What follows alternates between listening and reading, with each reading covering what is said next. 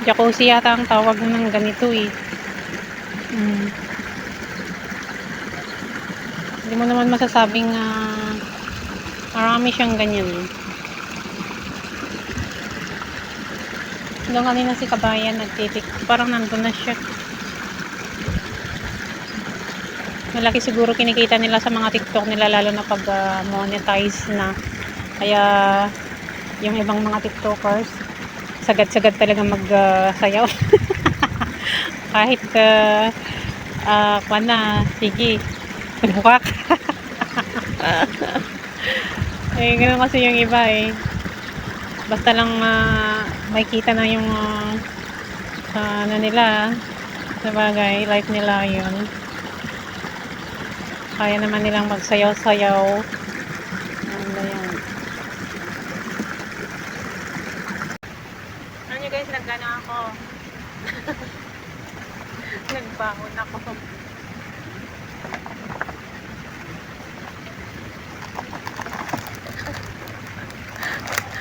Ding-dong lover yan. Pag video ano ako nakakain, kumakain ako nito.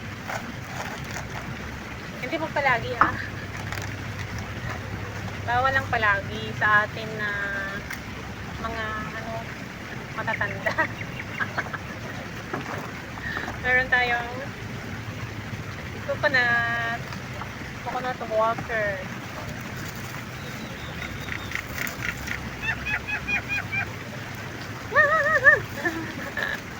Narinig mo na kakain ako eh.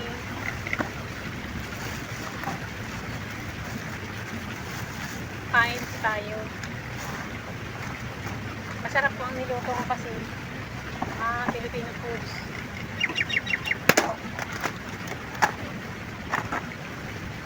Marami akong naladalang water kasi mahilig ako minom. Siyempre water po. Thank you Lord. Thank you Lord.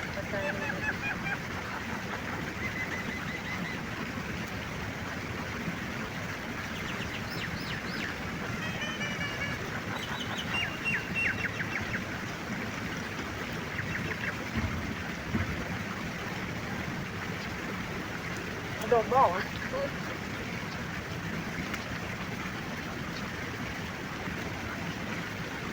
Sakit naman ako na.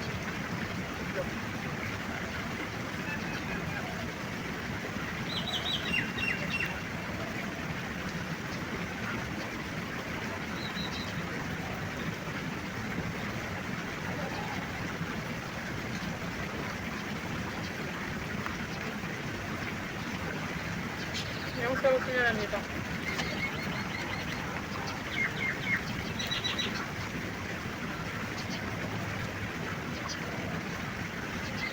Nung nakaraang Friday, bumili ako ng ng gulay na gusto ko. Tapos yung bitchin, ganyan kasi magi sila sa bahay.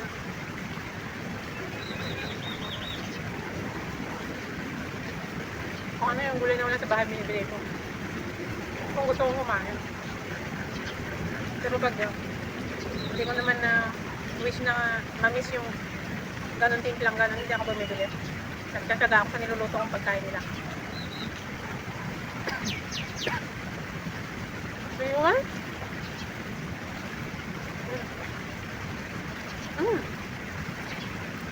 Ito lang iba ng kanin.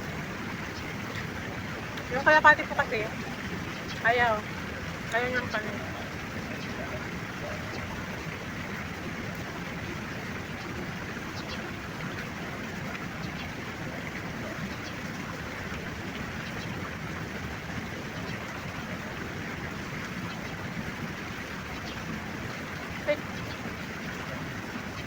Mamaya magalit yung tagayin eh.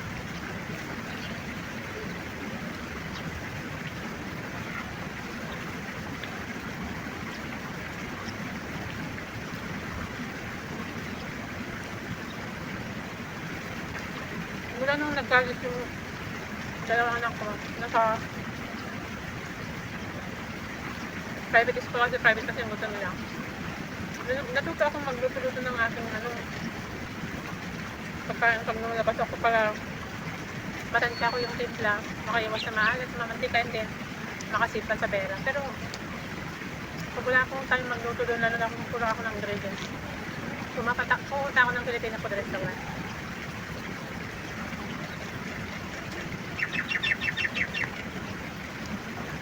May kabayan dito noon na ano, nung nakatira pa ako sa ibang sponsor. European yata yung amo ko, Turkey. Ano guys, Ilocano lang talaga ako yun. Sa ate Tess, at sa'yo ate. Hindi mahilig mag-ano. Luluto yun ng Filipino foods guys, tapos ang dami-dami niyang luluto ng dinengdeng, adobo, papaitan, mga ganyan. Invite niya kaming mga kaibigan niya. At may dala ka pa, pag-uwi mo. Ganun siya kabait. Napakabait niyang tao. Siya lang yung nakakilala ko dito na ano na kung ba siya nagpapakain kahit walang birthday, walang ano, nag-i-invite kami. Nagluluto. Para lang masaya kami sa bahay nila, ganyan.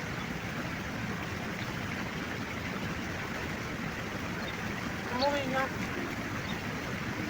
Yung pagpunta ko kasi dito is yung 2 years niya na dito yun. 11 years ko naman.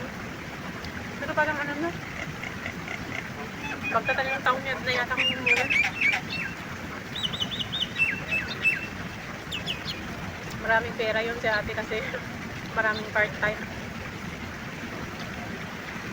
Hindi napapagod papunta ng bahay para lang makapag-part-time. Kaya malaki ang sahod niya kasi hindi siya release dito.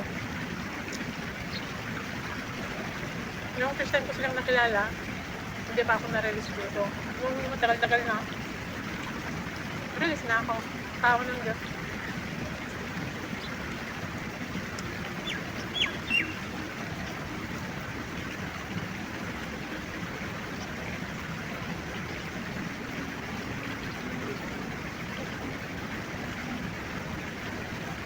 Hindi mo matulog, nagagalit yung cleaners.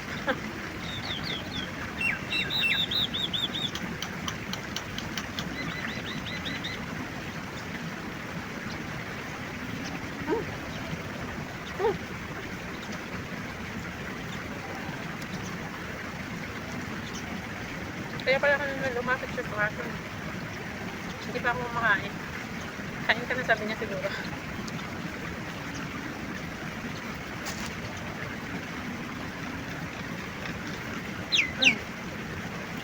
At it's na 5 minutes lang ang dito.